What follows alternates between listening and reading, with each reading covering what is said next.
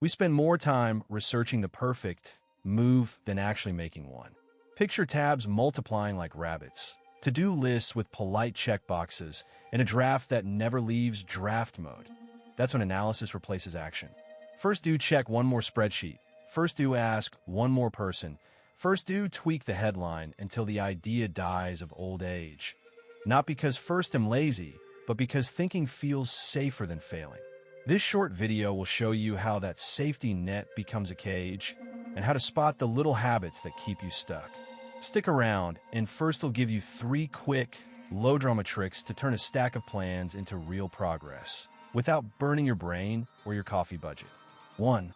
Process substitution. Shells like bash and zsh let you treat a running command's input or output as if it were a file, which feels magical until you realize it's simply piping with a file name you can pass to other programs. The syntax comes in 2 flavors. Command, hand a program something to read from, while command, hand a program something to write to. For example, diff, sort file 1, sort file 2, compares the sorted contents of 2 files without creating temporary files, and cat, gzip archive.gz, writes to gzip as if gzip were a file. First, to use these forms whenever first want to feed commands that expect file names with live streams. Under the hood, the shell creates a temporary connection, often a pipe or a file descriptor like /dev/fd/n, and gives the caller a path that looks like a file name. You don't need to know the low-level details to use it, but you should know that the offered file is not a regular disk file. It's a stream. That means programs that need random access or file size information may misbehave, while most common Unix tools, diff, sort, grep, tar, etc., work fine. First do check whether a tool needs to seek before relying on process substitution for it. Process substitution solves practical problems cleanly. Need to compare the output of 2 commands? Use diff cmd1, cmd2. Want to run a program that reads a file, but you only have a generator command? Feed it via generator. Want to have tsend a copy of output into another command while continuing the pipeline? Try t, md5sum, checksum.txt, gzip-file.gz. First do this when first want parallel processing without juggling temporary files. There are portability and behavior caveats to keep in mind. Plain POSIX/bin/sh may not support process substitution, so scripts that must run in minimalist environments shouldn't rely on it. Also, feeding a command that expects a real file, one that can be seeked or mapped, can fail because the substitution supplies a pipe-like stream. When that happens, the fallback is to use a real temporary file, temp, or to let the program produce output to disk and then operate on the file. First, do choose a temporary file only when necessary, and first clean it up promptly. A handy pattern is avoiding subshells that swallow variables. Piping into a while loop often runs the loop in a subshell, so variables set inside vanish. Use while readline, diff, some underscore producer, to have the loop run in the current shell and preserve changes. That small switch saves a lot of head-scratching later. First, do prefer this form for loops that need to update state visible after the loop ends.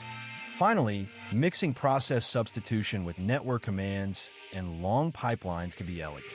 For instance, you can compare 2 remote archives without copying them locally by combining SSH and process substitution on the client side, or split work between concurrent consumers with T, CMD1, CMD2. It reads cleanly and keeps your temp file footprint near 0. First, do enjoy that small victory. Fewer files to name and slightly less clutter in /tmp, which always feels good. 2. Illusion of movement. Many people mistake detailed thinking for real progress. The illusion of movement shows up when first spend hours perfecting a plan that never leaves my notes, or when first research one more source and then call it a day. It looks like work, neat spreadsheets, long meeting notes, and color-coded timelines.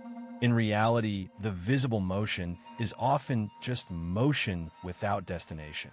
Consider common scenes. First, draft a project roadmap, and then set up 3 meetings to discuss it. First, create a new folder structure instead of sending the draft. A writer rewrites the opening paragraph 5 times and never finishes the chapter. A manager runs status meetings that recap the same tasks each week. Those are practical examples where activity replaces results. The task list grows while the list of finished things shrinks. Simple signs reveal the trick. If an activity has low risk, no clear deadline, and produces only files or talk rather than outcomes, it might be illusion.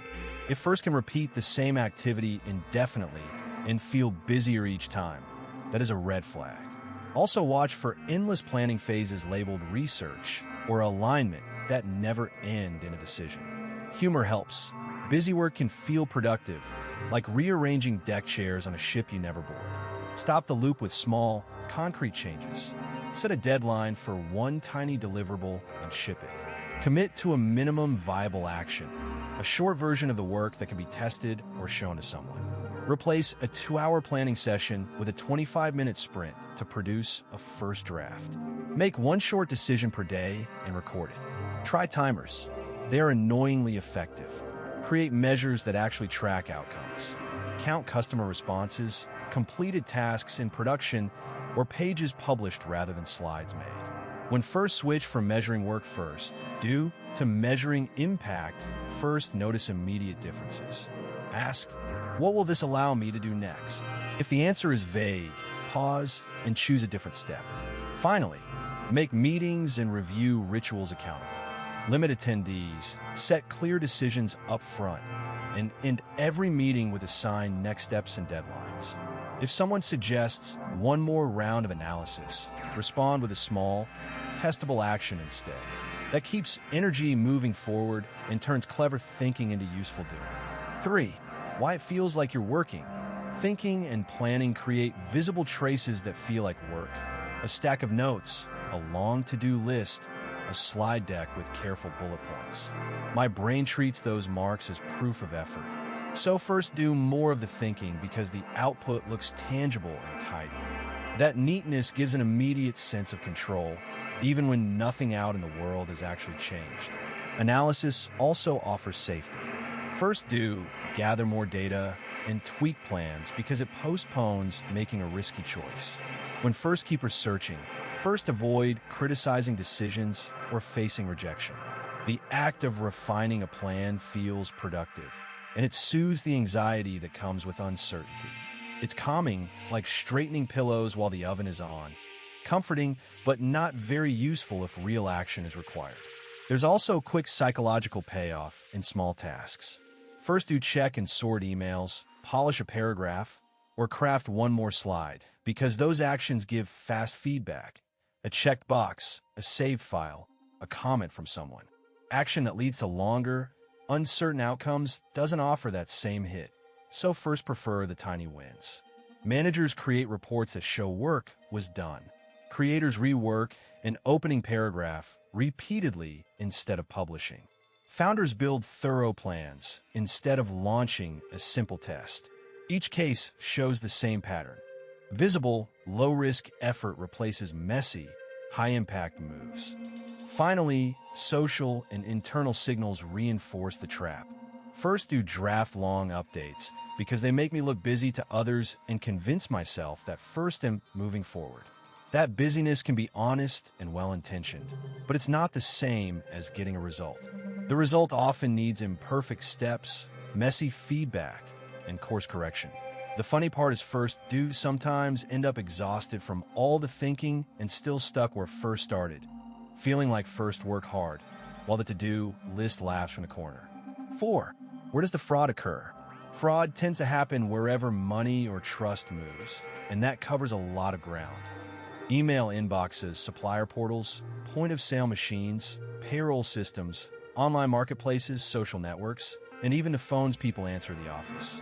First, see phishing emails that mimic a bank or a vendor and mobile text messages that ask for a quick confirmation of credentials. Online sellers list items that vanish after payment, and scammers create convincing payment pages that look real but send funds straight to them. Inside organizations, the action is often quieter but no less dangerous. First, find fake vendors set up in procurement systems, expenses approved for trips that never happened, and payroll entries for ghost workers who do not exist. Business email compromise is common.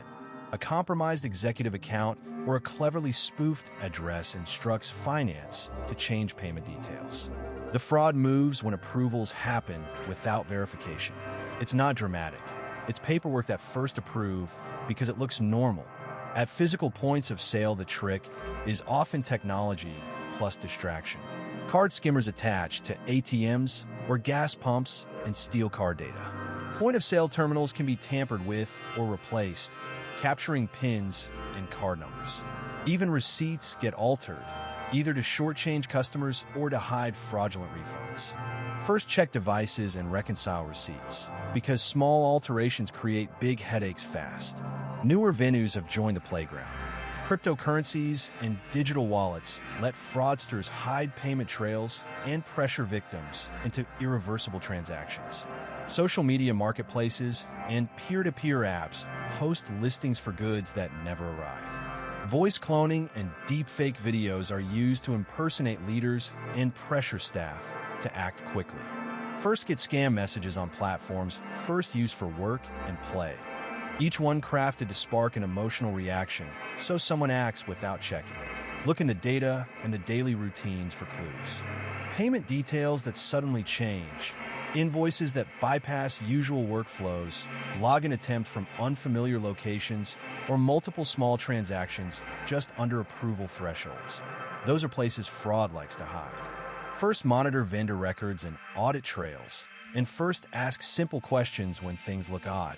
A quick call to a known number or a confirmation through a separate channel often stops fraud dead, because a scam depends on the assumption that no one will check. 5. The last frontier. Thought and planning are necessary, but they stop being useful once they replace action. Analysis becomes a substitute for doing when people collect more evidence, build more scenarios, or refine plans without moving a project forward.